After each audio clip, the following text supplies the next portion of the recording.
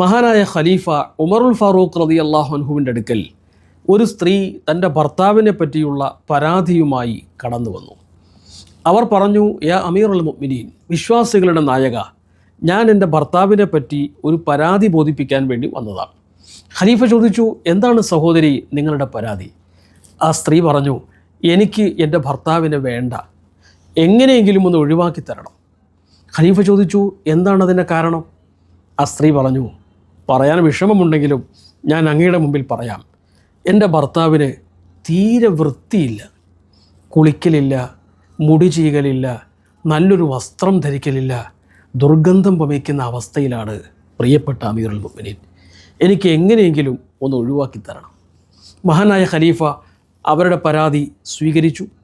ഭർത്താവിനെ കൂട്ടിക്കൊണ്ടുവരാൻ ഒരാളെ ചുമതലപ്പെടുത്തി. അദ്ദേഹം അമീറുൽ മുഅ്മിനീൻ്റെ മുന്നിൽ ഹാജരായി.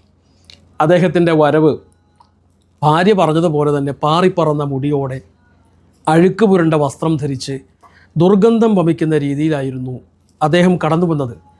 മഹാനായ ഖലീഫ സ്നേഹത്തോടെ പുഞ്ചിരിയോടെ അദ്ദേഹത്തോട് പറഞ്ഞു, മോനെ, വൃത്തിയോടെ നടക്കണം, കുളിച്ച് മുടി ചീകി ഉള്ളതിൽ നല്ല വസ്ത്രം ധരിച്ച് മിസ്വാക്ക് ചെയ്ത് വിയർപ്പ് നാറ്റവും ദുർഗന്ധവും ഒന്നുമില്ലാതെ സുന്ദരനായിട്ട് നടക്കണം കേട്ടോ എന്ന് പറഞ്ഞ് മഹാനായ ഖലീഫ അദ്ദേഹത്തെ പറഞ്ഞയക്കുകയും ചെയ്തു. ദാമ്പത്യ ജീവിതത്തിൽ പ്രധാനപ്പെട്ടൊരു ഘടകം തന്നെയാണ് വൃത്തിയും വെടുപ്പും.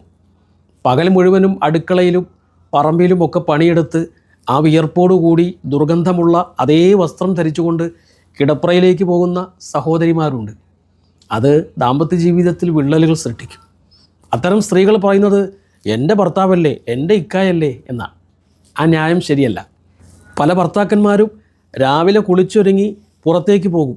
കടയിലും ഓഫീസിലും ഇരുന്ന് വിയർത്തൊലിച്ച അതേ അവസ്ഥയിൽ തന്നെ രാത്രി കുളിക്കാതെ അല്ലെങ്കിൽ ശരീരം വൃത്തിയാക്കാതെ കിടപ്പറയിലേക്ക് കടന്നു പോകുന്നവരുമുണ്ട്. അവരും പറയുന്ന ന്യായം എൻ്റെ ഭാര്യയല്ലേ എന്നാണ്. അതും ശരിയായ ന്യായമല്ല. വൃത്തിയും വെടുപ്പും നമുക്ക് വേണം. രാത്രി കിടക്കാൻ നേരത്ത് മിസ്വാക്ക് ചെയ്യുക, പല്ല് തേക്കുക, കൈയും മുഖവുമൊക്കെ ഭംഗിയായി കഴുകുക, ദുർഗന്ധമില്ലാത്ത വസ്ത്രം ധരിക്കുക, സുഗന്ധം പൂശുക. ഇതൊക്കെ നമ്മുടെ ദാമ്പത്യ ജീവിതം ഈടുള്ളതാക്കി മാറ്റും.